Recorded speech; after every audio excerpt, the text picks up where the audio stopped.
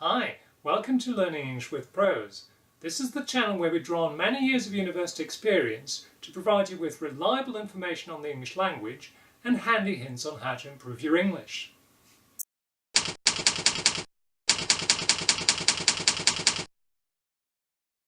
Hi, this is the third part of the first session, which is quite generally about learning how to establish equivalence between languages at the word level. Today we're going to take a look at how to analyze words into their meaning components. This is sometimes useful, although translators should confine themselves normally to analyzing relevant meaning components. They don't need to do an exhaustive analysis, the kind of analysis that linguists might do for theoretical purposes. A brief analysis of relevant meaning components is usually sufficient, and we'll see how to do that in a moment.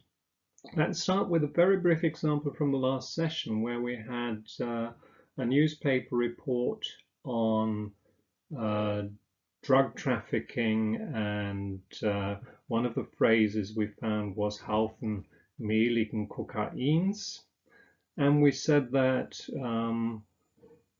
heaps or piles could be used here in English, heaps or piles of bulging bags filled with powdery cocaine, but we can't use stacks.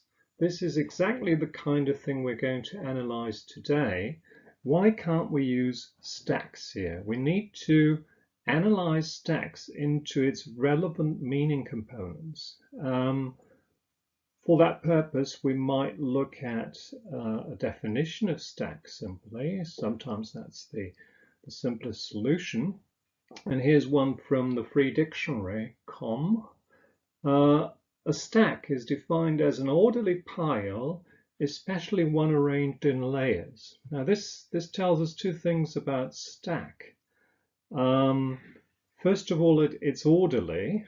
I don't think drug dealers normally store cocaine in an orderly way, and it's arranged in layers, so it's got to be vertical, whereas piles can be disorderly and are both horizontal and vertical, and the same applies to heaps. So this shows us that the meaning components we need can only be found in the nouns heaps, heap and pile, and we can't use stack here. This is the kind of thing that I mean by componential analysis, and we'll take this a little further now. Let's start with two very simple examples to illustrate what I mean by componential analysis, analysis of meaning components. The horse ate the cake, Peter ate the cake. What's the difference? Well, there's not much difference to an English native speaker because it's both about eating to him or her. But if we translate it into German, of course, we have to take the subject into account, the type of subject that we're dealing with here. In the case of the horse, of course, we would say fressen. In the case of Peter, the person, we would say essen. That's a fairly simple illustration of what we mean by analysis of meaning components, and obviously any experienced translator would get this right immediately, automatically, without thinking about it. Things get more complex when we have to translate what are often called descriptive verbs. This is a category of verb that was first discovered, if you like, by Mary Snell Hornby in 1983, and there tend to be huge differences between the use of these verbs in English and in German. One example is sweep, which is a verb of motion. And there are lots of other verbs of motion, of course, such as rush or race or whiz, and they all differ in terms of their relevant meaning components. So if you look up a definition of sweep, you will find a number of manner adverbials inside the definition that will give you the specifics of sweep. So sweep would normally be defined as in this particular meaning, of course, will normally be defined as movement, moving across an area with a lot of force, and the movement is unchecked. You can't control it. That's the typical definition you'd find in a dictionary of sweep in this particular meaning. This might help you translate the word, but it's not as easy as with the word eat, where we simply have to base our decision on what kind of subject we're dealing with. Here, of course, we need to take other conditions into account. So we've done our basic meaning analysis. We know that sweep is a motion verb. We know that usually it describes movement through air or water, but it can also have other figurative uses. It describes powerful, unchecked movement and also very fast movement. Now, if we look at translation candidates in German, we'd have to do the same kind of meaning analysis. What are the relevant meaning components for each of these sentences? We have a choice of verbs in German that we can potentially select from. We have jagen, we have hetzen, fliehen, sausen, Wegensturm, and so on. you can read those for yourselves. And then you have to choose the best candidate for each context. So analyze the contextual conditions here. The first sentence illustrates a rather standard use of sweep, where sweep is used with a strong wind.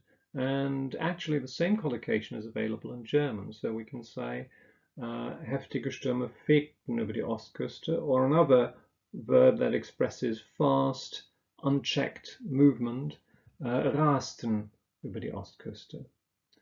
In the second sentence about the epidemic, the meaning component fast movement requires a transposition.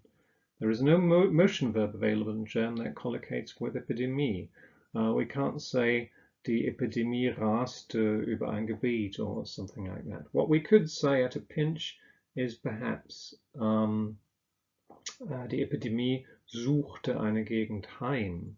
But if we want to express this idea of fast movement, then I would go for something like sich rasend schnell ausbreiten. So we can use the verb sich ausbreiten and modify it by means of the participle rasend. Or we could also translate the idea of the epidemic passing quickly through a comparatively small area and use something like überrollen. In the third sentence about the shadow, this is a kind of standard collocation, which of course is not recorded in dictionaries, but quite common in literary texts. It's huschen, of course, silent movement that is experienced by the speaker as being somewhat uncanny, and that's exactly what German huschen expresses just as well as English sweep. As usual, we now turn to the other translation direction. What I want you to do is translate these sentences into German, paying special attention to these descriptive verbs, fidget, prod and poke and plod, and using the insights that we gained in the previous exercises, in the previous activities. The first sentence contains the verb of motion fidget, which belongs to a small class of verbs that express amateurish or superficial activity. Other verbs that belong to this category are tinker, for instance, potter, dabble, doodle, and so on. What's specific about fidget? Well, fidget expresses amateurish activity or sometimes also general behavior that is nervous or impatient. It's often used of children, people who can't wait for something, and they it usually denotes restless movements. They're making slight restless movements. So we need to look at the same class in German first to find out which verbs might be appropriate in German. What we find is that the class of these verbs in German is much smaller. We have basteln, werkeln, klimpern, and blättern, and it's immediately obvious that only basteln and werken will fit the bill here.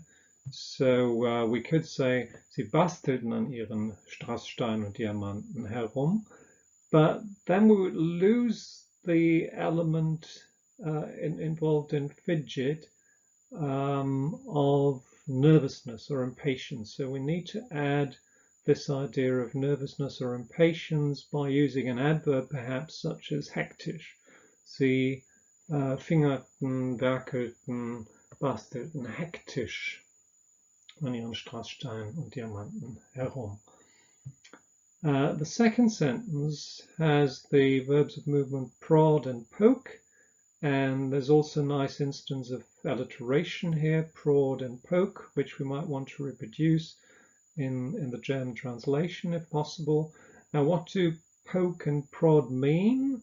What are the specifics of poke and prod? Poke, if you look up a definition in a dictionary, you'll find that it refers to short, sharp pushes, usually involving the fingers, and prod is very similar, but usually involves a pointed instrument, sometimes even with the intention of irritating or provoking someone. So this particular patient seems to have undergone a rather unpleasant treatment at the hands of his surgeons and doctors, and that's the general idea that needs to be expressed.